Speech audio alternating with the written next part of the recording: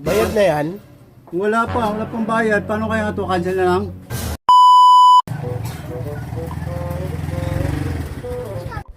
Opo. Ano yun?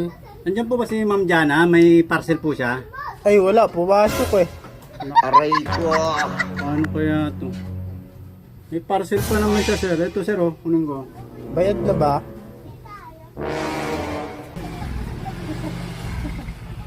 Dito kasi siya eh. May ano kasi siya. Sir, parcel kay Ma'am Jana. Bayad na yan? Wala pang bayad. Paano kaya ito? Cancel na lang? Cancel na lang boss, walang iniwan dito eh. Ba yan? Pakasabi naman kayo, ma'am, parcel niyo. Oh. Paano ano siya, tapos hindi naman pala mag-iwan ng pambayad. Pagod kaya ano. Babalik ko na ito sa ano niya. Inis naman. Sayang yung araw.